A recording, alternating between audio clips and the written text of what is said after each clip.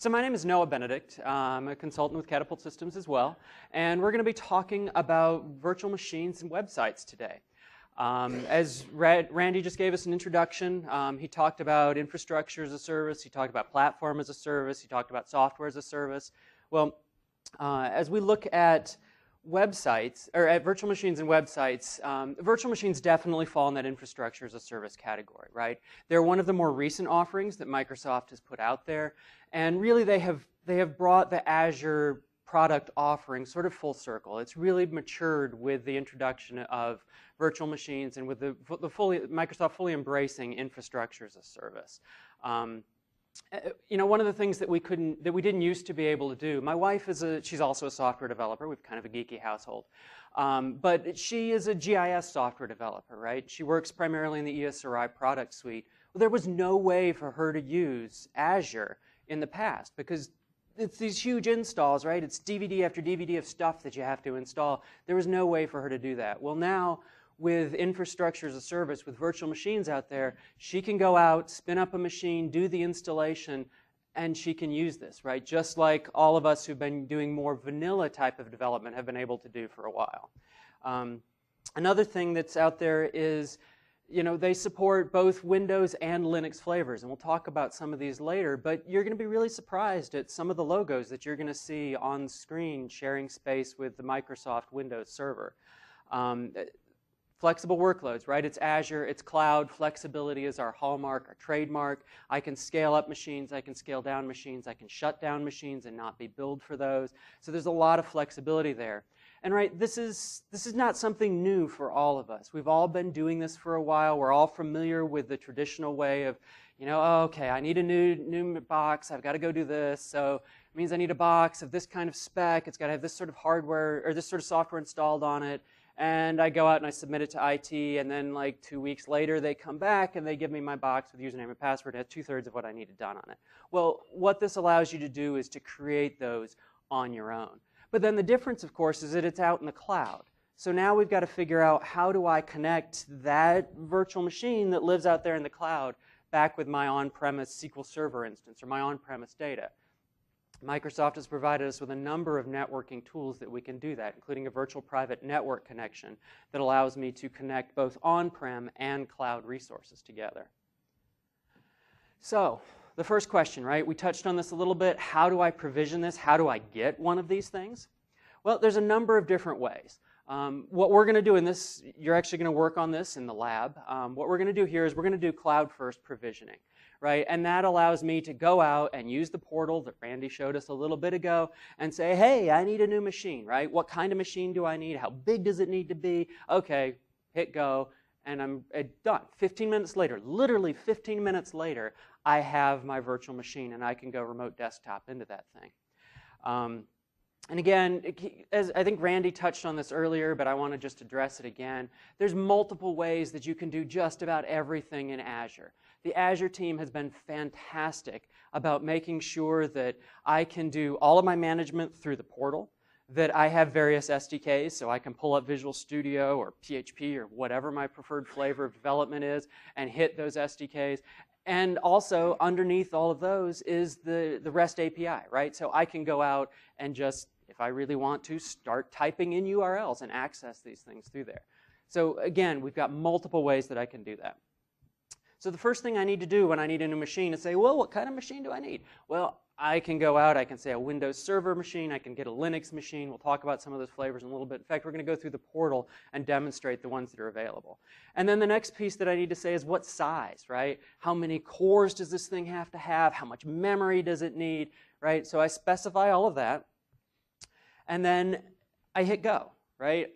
In there's another step where I have to put in my username and password. And just tip for the lab, make sure you write those down or remember them, because there's no way of getting them back if you don't. But I hit go, right? It goes out, it's going to create that instance of the disk, it's going to put it out there in Windows Azure Storage. Again, being Azure, that means that we've got 3 copies of everything, right? If one goes south, the Windows Azure App Fabric controller is automatically going to throw that one away and make another copy from one of the good ones, so I've got 3 going on. So we've got all that persistence and high availability and high performance. It's all available to us. So the different applications, again, from the Microsoft side, SQL Server, right? So SQL Server 2008, 2008 R2, 2012. In fact, I worked through the lab the other day with a 2014 preview. So all of those are out there. We can look at those.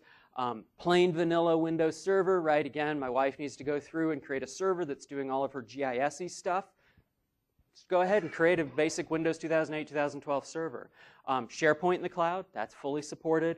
Right, BizTalk. People have been talking about BizTalk and what's the future of BizTalk and where is it going and what's happening. Is it being abandoned? No, it's not being abandoned. It's right here, right? The BizTalk development team has gone through and made BizTalk available to us in the cloud. System Center, that's also available to us. Now, these are some logos you're not used to seeing in a Microsoft presentation, right? Microsoft has worked with various vendors to go out and create gold standards for the Linux, for the flavors of Linux that are supported out there. So I can use SUSE, I can use Ubuntu. Again, we'll look at these in more detail in a demonstration here in a couple minutes. Virtual machine sizes. You can see a little bit of a shift in thinking here as far as how Microsoft was looking at the virtual sizes, or the sizes of the virtual machines, right? So again, I pick my flavor and then I need to pick my size. Well, you can see where we started with extra small, we moved up to small, medium, extra large, and as we moved up, the number of cores and the number of memory gradually increased. However, at a certain point, that doesn't necessarily map to what we need to do, right? I may not need a whole lot of processing power, but need more memory. So I can choose an A6 where I drop down on the processing, on the number of cores, but I bump up the memory, right? We've also got an A7 that's got a little more of everything. So, and again, with Azure, things are constantly changing. So we'll look at this list today. This may be different in a couple of months when you all get around to doing, to creating another virtual machine. So, virtual machine portability. We're all familiar with the VHD standards, right? Again, in the past, we've gone to our IT organization and we said, I need a new virtual machine. It needs to do blah, blah, blah, blah, blah. Well, under the covers, it's probably using a VHD file, a virtual hard drive file, right? It's kind of a standard. You look at VMware, you look at Hyper-V, you look at, oh, what's the Oracle one? VirtualBox, right? All of those either natively use VHDs or have utilities to import and export to VHD. Microsoft said, hey, this is the standard, we're going to embrace this. So the nice thing is that I can take a virtual machine that's running in my data center, even that's running on my laptop, and I can upload that into the cloud, and it runs just fine. Right? Similarly, I can go through and create my development environment in the cloud. I can pull that down and run it on my laptop. The nice thing as well is if we need to move that to another data center, right, either local hosting to another cloud provider, we can go ahead and do that, right? They move back and forth. It's just a VHD file. It's a standard. It's, everybody understands it. All the virtualization providers use it. Okay? All right, so now I want to talk about virtual machines and cloud services. And I do want to take just a step back and talk about what is a cloud service. And a cloud service is a couple of things. We can talk about management, configuration, security, right? These are all portions of it. We can also just think about it as just a little bit of an organizational thing.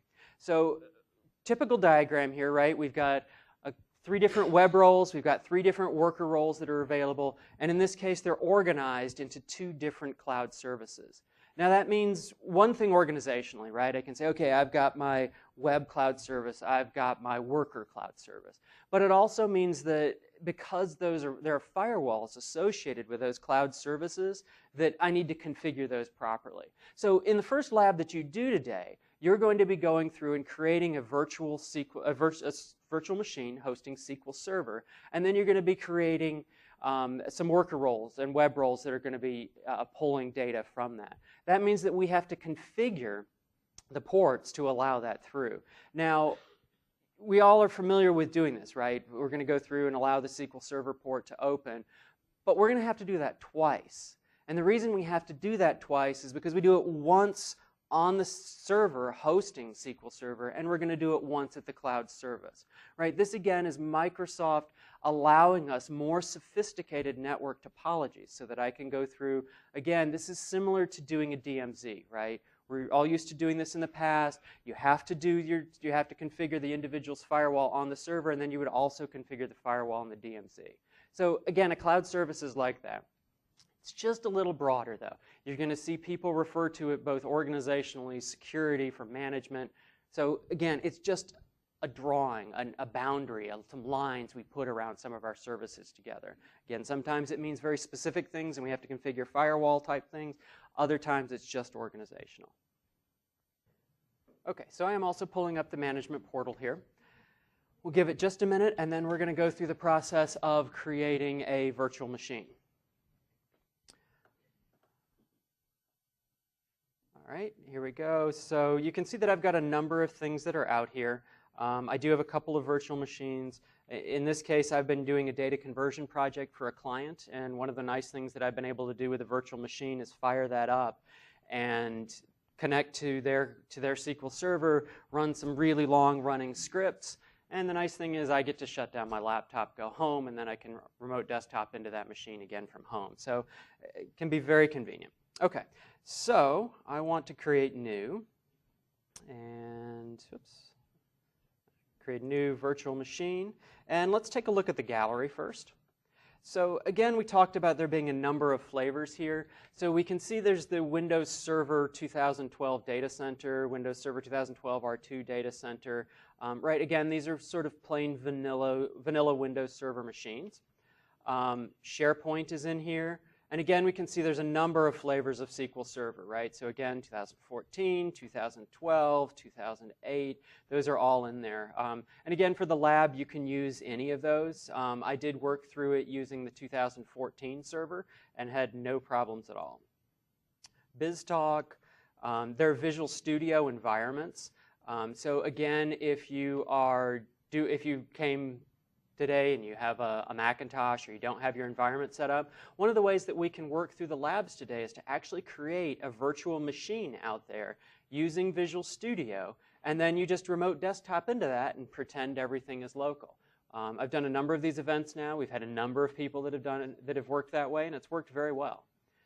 Now as we start scrolling down, again, we start seeing some of these more unfamiliar logos. So we've got a Java development machine, various Oracle. I believe the Oracle's pretty new in the last month or two that they've gotten that running and all the licensing worked out. And then as we scroll down, again, we see the SUSE and Ubuntu variations of Linux down there. Okay, so lots of different things we can do. In this case, I am just going to go through and create a very simple Windows Server machine. We're going to see that, again, I've got some options on the version release date. And I need to give it a machine name. So we'll call this Noah Dallas. Let's see if that one's available. And I'm going to make a small machine.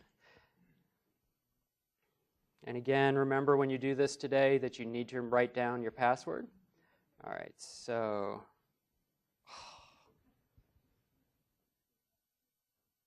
hey, I got it back. I fixed it myself that time. Okay.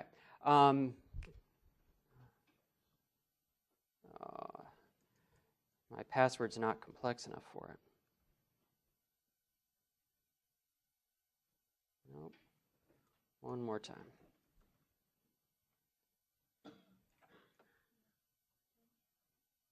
There we go. Nope, not quite.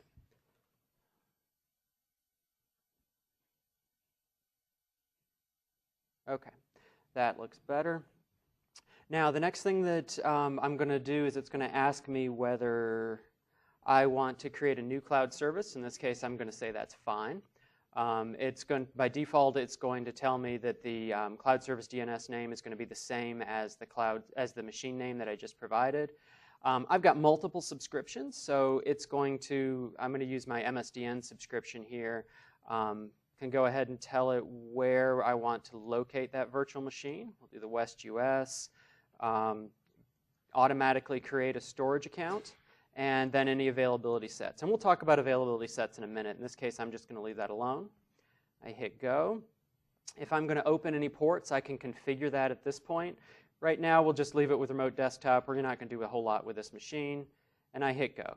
Now again, as Randy showed earlier, it shows that I'm provisioning this. I can look and see what's going on here. So it's creating the virtual machine, setting up that machine. This does take about 15 minutes, so I'm going to go ahead and go back to the presentation. When we come back and look at websites, we'll take a look and see where this machine is. All right. Let's see.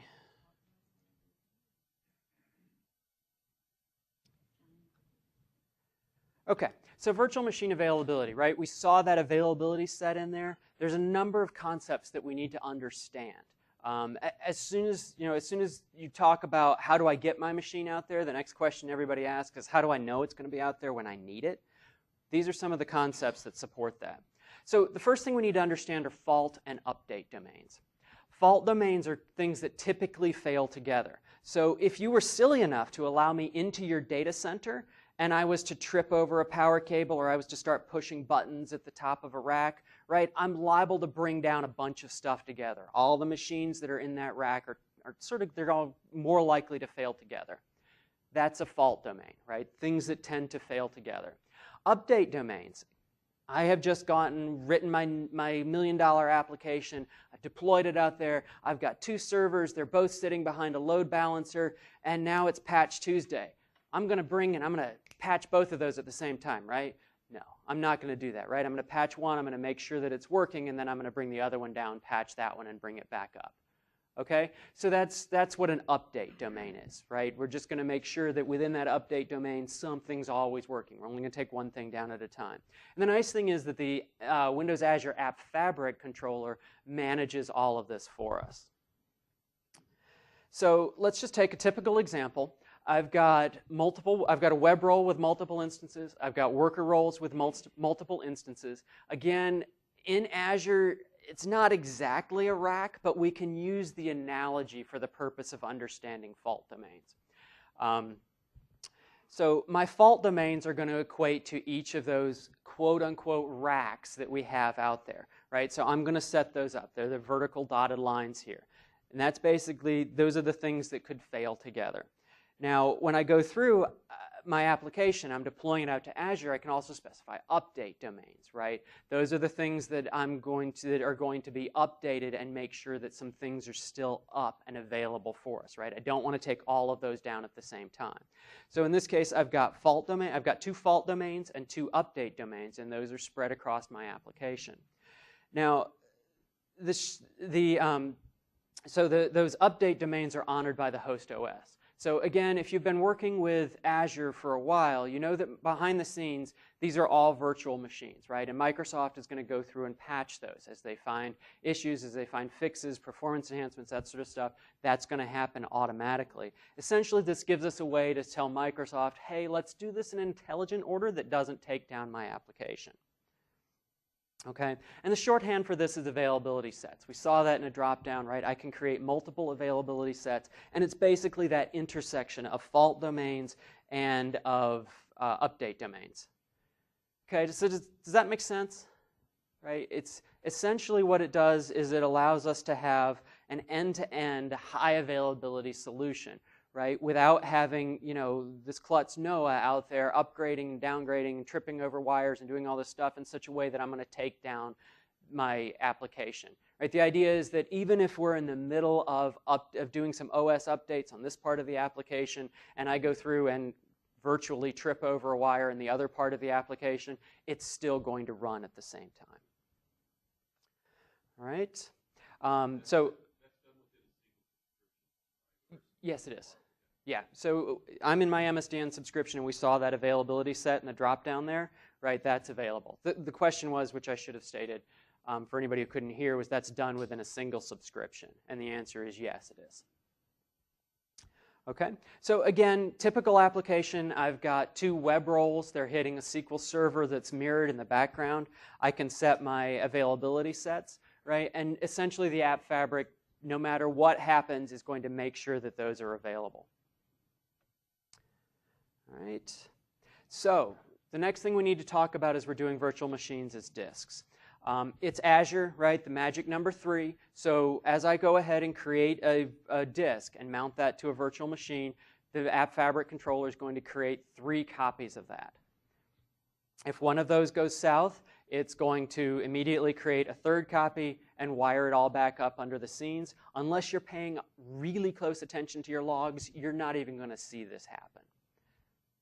So it's reliable, it's always on, and then the nice thing is, depending on our data, I can do geo-replication. So I can say, okay, yep, I set up on the west coast of the US, the West Coast Data Center, but you know what, my data, it's really important, so I want it on the East Coast too, so I want it over in Asia. That's available to us.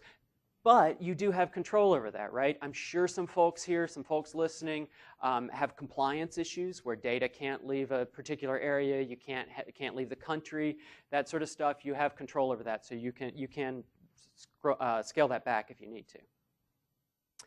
When you do mount your disks, when we remote desktop into this machine in a little bit, we'll see there's a number of disks, a number of types of disks that are available, right? The first is the good old traditional C drive that we've all been using for decades, right? It's where my OS is installed.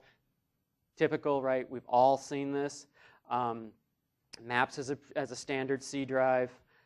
There's also the D drive. This is a temporary storage. It's not guaranteed to be there, to always be persistent, right? It's a non-persistent storage. So when I download ISOs that I want to install on a virtual machine, I'll put them on the D drive, right? It doesn't matter if they're not there when I come back next time.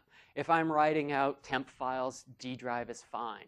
However, if I'm storing my very important data, don't use the D drive, right? It's not guaranteed to be there the next time you come back, okay?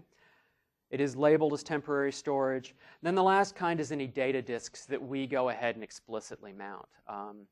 As we look at the different, I think one of the columns when we looked at the types of machines, the sizes of machines, is the number of disks that can be associated with them. These are the types of disks that we're talking about, right? You get to define the letter. You get to define how big they are. They can be up to 1 terabyte in size. And when we come back and talk about the underlying storage mechanisms later, we'll talk about why that is. So, disks and images, right? We are in a development camp, right? We all understand the concept of classes and of instances. That's exactly what we're talking about, right? We've also all been in situations where we are going through and we have our golden development image on a machine, and you get Bob, the new developer, who turns up on Monday. Oh yeah, we need a new instance for him, right? And they basically copy that image out, fire it up, make a machine for him, and Bob's good to go. And it's got your, it's got Visual Studio installed, and it's got all of the tools that you like, and customizations and connections, and all that stuff is ready. That's essentially what we're talking about. So an image is that base OS image, the golden image that you're using to create those instances or those disks for virtual machines. So the process looks like this, right? I can basically go through, and it looks the same whether it's on-prem or in the cloud. I basically go through, I take the copy of that image, right? I move it somewhere else, I point a virtual machine at that, I hit go, and it's going to fire up. Any changes then are going to be persisted to that image, and as I continue working on that image, right, it moves further and further away from that golden base image that I was using. Again, as we talked about earlier, that's portable. So I can take those VHD files, those images, and I can move them from on-prem to the cloud. I can also move them back from the cloud to on-prem. So again, we can look at a couple of things when we basically go through and we're looking at moving from on-prem up into the cloud, right? So I'm going to distill that down into a VHD. I can do any sort of, one of the things that you'll have to do is you'll have to sysprep that machine. So essentially I'm going to be telling it, I'm going to put you to sleep now, but when you wake up, you may be somewhere kind of weird, so don't freak out. There may be different drivers, maybe different hardware, right? So we do that. We go through that sysprep process to make sure that that machine isn't going to freak out when it wakes up in the cloud. Once we get that image out in the cloud, then we take that, we create the instance, right? I want a new one of these, and then we fire that up. Again, same type of thing, right? Just the reverse scenario. I've got my golden image in the cloud. I need to back it up and run it in my data center. What do? I grab that VHD. I can do any customizations to that. I'm going to generalize that. Again, run sysprep. Tell it you might wake up somewhere different. Pull that down, and then I can run that wherever I need to. Okay. You can also create a library of images that are available to you. So we looked at one library already, right? The Microsoft provided library. You can add your own to that. So as you go through and you've got your golden development image from the cloud, you can keep that in a library out there. All right, and I know we're a little tight on time, so are there any quick questions on this? What we want to do is, as this goes live and we're live casting, people can be typing in questions. We're going to handle those. We're also going to have a Q&A session for everybody here that's in person once we get done with our presentations. So if we have any quick questions on virtual machines, that's cool. Otherwise, let's hold off for a little bit, and we'll do just a big Q&A session at the end. Okay? Yes, no, maybe. This means we're awake. Yep. Okay, cool. All right, websites.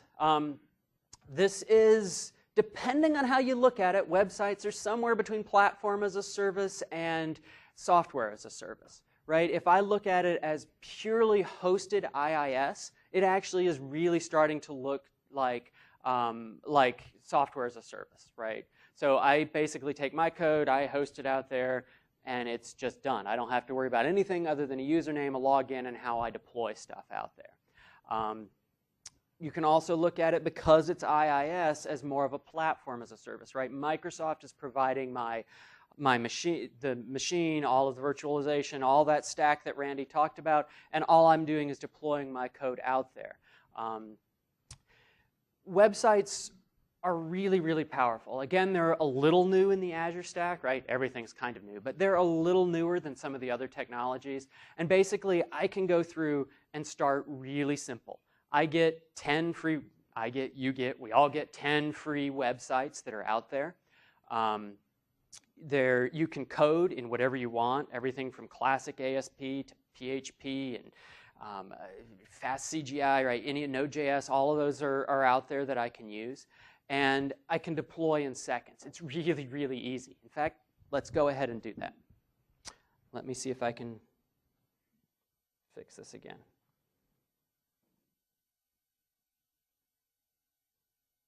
No, yes, maybe. I got it once, but I'm not doing it again. Okay, I'm gonna let Eric take care of this. And in the meanwhile, over here on my other screen, I'm going to be pulling up Visual Studio, so that is ready. There we go. Okay, now what I want to do is I'm going to start by creating a website. I'm just going to do a quick create Noah Dallas test. Let's see, that one is available. Again, with a lot of these things, you'll see that they have to be globally unique. So we can see the green check mark there that indicated that it went out and checked and Noah Dallas test is available. Surprisingly, nobody wanted that, I guess.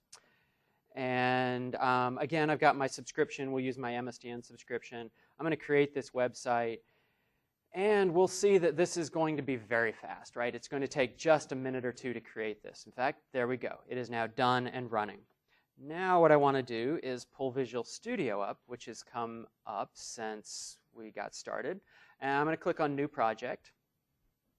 And we're going to create a ASP.NET Web Forms application. And sure, Web Application 3 sounds good to me. All right, it's going to take just a minute to create that. And right, we're all familiar with this. We've all been through this process. So what we're going to do is we're just going to go through and make some changes to the site, make sure that we know it's really ours, say hi to everybody in Dallas and everybody that's out there live streaming. And then we're going to upload this into the website that we just created. So while that's creating, no, we're almost done.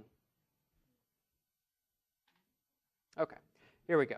So I'm going to go ahead, fire this up. It'll take just a minute because it's going to start my local development environment. We're going to see what we've got here. Again, default out of the box. Came onto the wrong screen. Waiting for localhost. Okay, there we go. So, right, we've got my logo here, homepage, blah, blah, blah, blah, blah, out of the box template. So let's delete some of this stuff so that we know that it really is us that's in there, right? Whoops. Go, we'll delete that, and we'll just let's delete that one,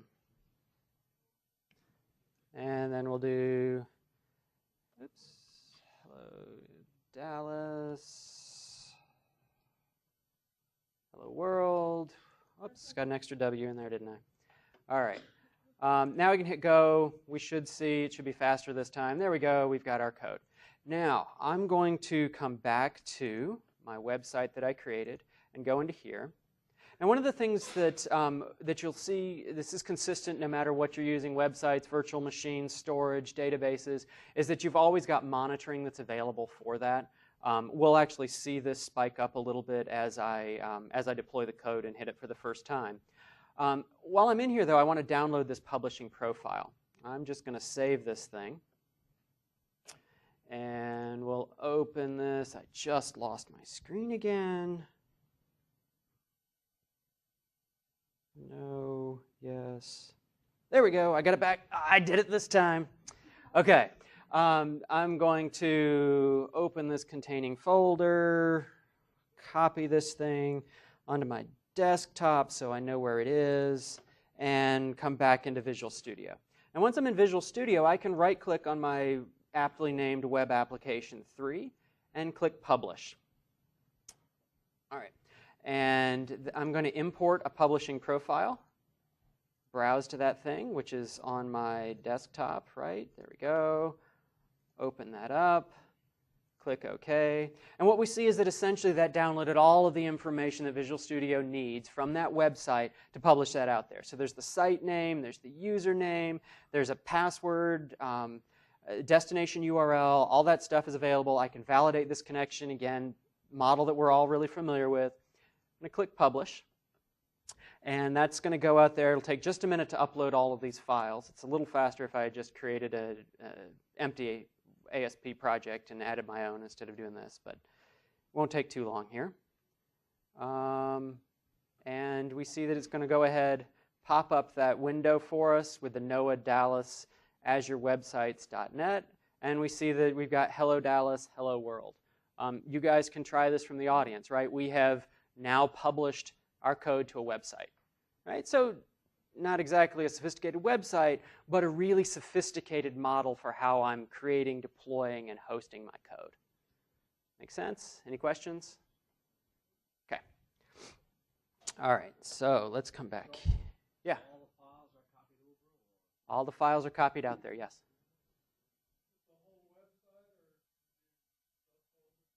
Yeah, so you have control over that. In fact, let me come back. We're going to talk about deployment in just a minute.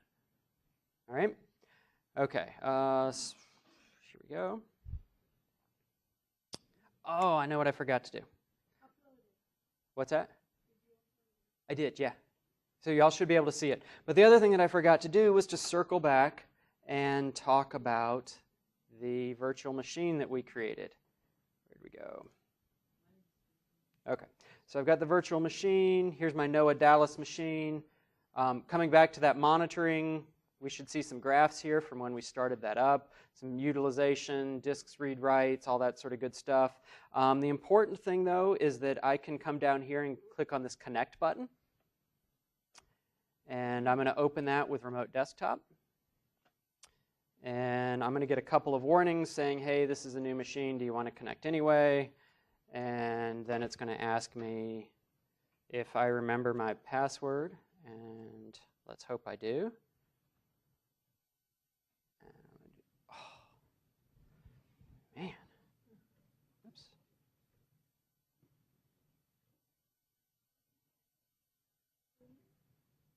Nope, apparently not. All right, well, we'll just drive here for a minute. Did I do that? Yes, okay. And it's thinking about it. One. All right, so we're doing that. Oh, I know what I did. I need to use another account.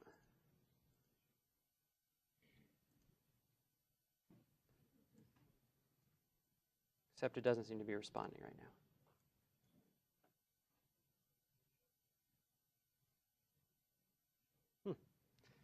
One more time.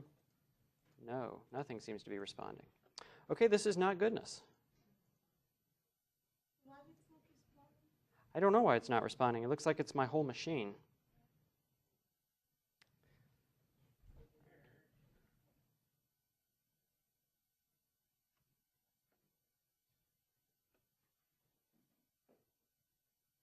Okay, well, Task Manager is working.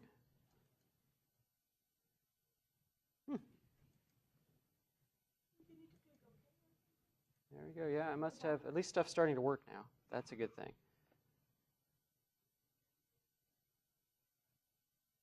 All right, so let's come back to here and do OK. Try connect one more time. Open with remote desktop connection. Connect. Now it helps if I give it a different account instead of my AD name.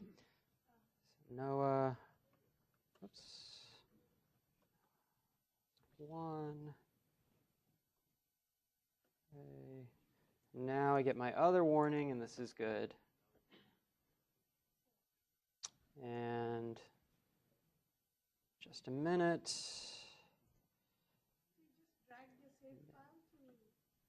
Yes, so it's just a standard RDP file. And what we can see is that I've now managed to connect into my virtual machine. So that looks good. Let's see if I can, yes. All right, everything seems to have recovered. Okay, so we'll give that just a minute. You know, it does all the standard stuff where it's creating my profile and, you know, everything there. Again, the idea here is that while what we see is not impressive, we all RDP into machines on a regular basis, what's actually going on under the scenes is really impressive. All right. So there we go, a generic Windows Server 2012 machine that we managed to create and connect into in a reasonably short period of time. Okay. Okay, so coming back to our websites. All right, we did our demo.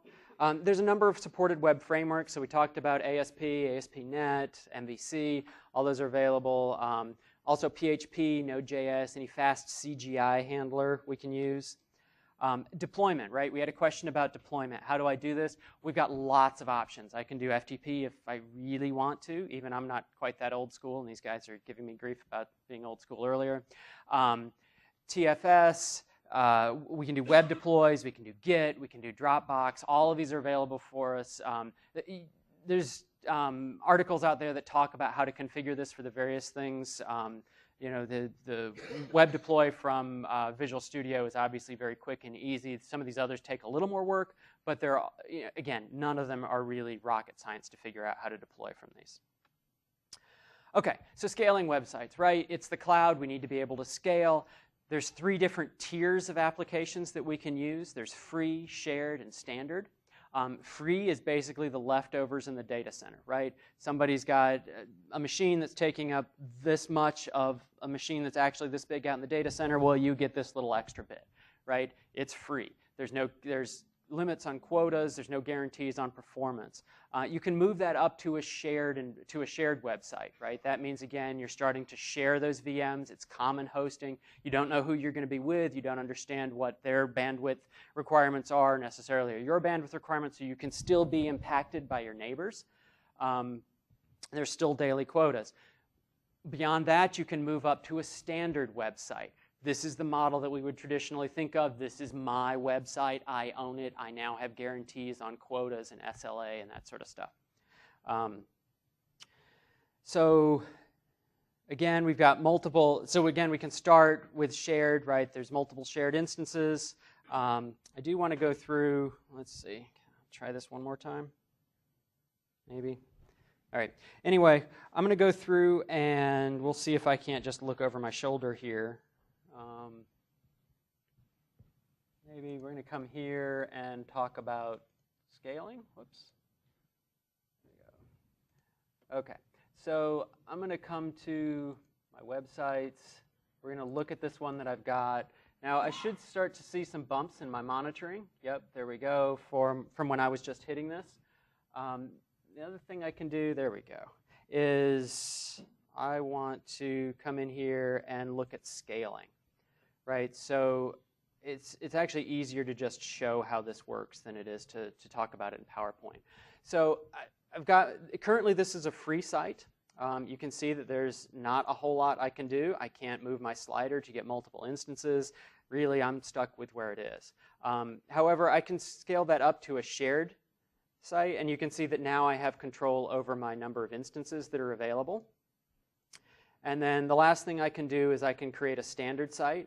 I can host multiple sites up there if I want to, and then I can start seeing these menus that look more familiar to us as far as number of cores, the amount of memory, right? Because that's now my virtual machine that's just hosting my code. So again, very easy to scale these up and back, very easy to deploy things, and very easy to throw out a bunch of websites there and see what sticks. I work with an organization that is involved in political causes. So when a political cause becomes hot, when a politician is running for office, when a politician they don't like is running for office, they're going to go ahead and spin up these websites, right? And they say out of 15 or so, out of every 15 sites that they throw out there, really only one is going to catch on. So this is a perfect model for them, right? You throw out all those sites, you hit go, you see what happens. These guys are not doing anything. We're just going to get rid of them or leave them where they are on a small scale. But this guy right here, he's the one who's taking off. I'm going to scale him out to shared. No, he's really taking off. I'm going to scale him out to a standard size, and then I can continue scaling from there. Okay, so does that make sense? Yep. Yeah, question. Yes, that's what I was thinking about. The other thing that we can talk about real quick is the Windows Azure pricing calculator. There we go. For anybody who's not familiar with Azure, this is a great site to play around in. Essentially what it does is it gives us sliders that allow us to choose what we think we're going to need and get a price for that. Hey, it defaulted us to websites here. So let's go to a standard website. Let's do one instance of that, and a small is going to be $74.40 a month, right? So again, we can see what those are going to be. Well worth playing with. The other point I wanted to make, thank you for reminding me, on the virtual machines, is that you'll notice the costs on here are different. So if I look at a plain vanilla Windows virtual machine, let's do a small instance. Is going to be about $67 a month. However, if I look at a plain SQL instance, that's going to be about $100 a month. And the difference is that licensing is included. Okay, so I don't have to have an explicit SQL Server license in order to run SQL Server Virtual Machine out in the cloud, right? And if you look at BizTalk, it's even a little more than that. Okay, does that make sense? Answer questions? Yep. Yeah, I'm sorry? I don't think there's a SQL Server Express virtual machine that is pre-configured. You could fire up a virtual machine. However, if you're using SQL Server Virtual Express or SQL Server Express in the cloud, I think probably the SQL Azure is going to be a better fit for you than a virtual machine. Okay, and if you've got questions, talk to me later about that. All right.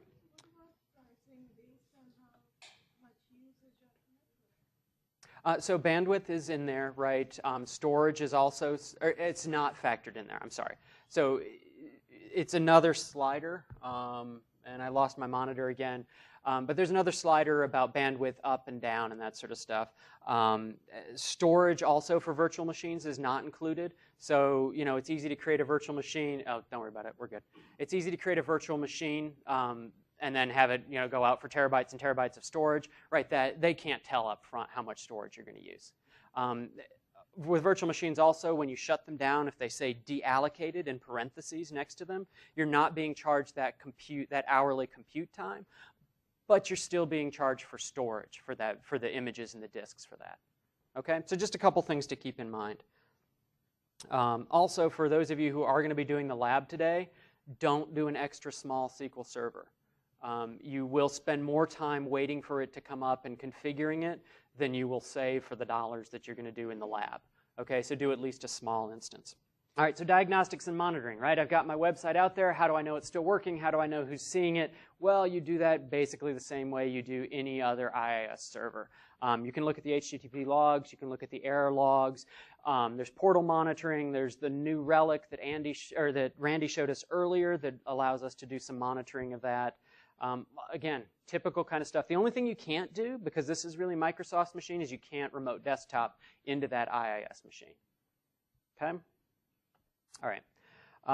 The Windows Azure App Gallery, again, Randy gave us sort of a preview of this. Lots of neat things out there. I've used Melissa data, SendGrid, you know, lots of things that are available to us as far as the Azure tools. And then we've got multiple flavors of websites that we can do. So we've picked a very vanilla instance that's just IIS hosting ASP. But we can do Drupal, we can do all sorts of WordPress, all sorts of other content management systems. Again, I would encourage you to go out there into the portal and click through that gallery and see what is available. All right, talked about that. So again, right, start simple. It's very, very easy for me to go out and create a very simple site. You get the 10 free sites, and then from there you can start scaling those things up, right? This one took off, this one's working.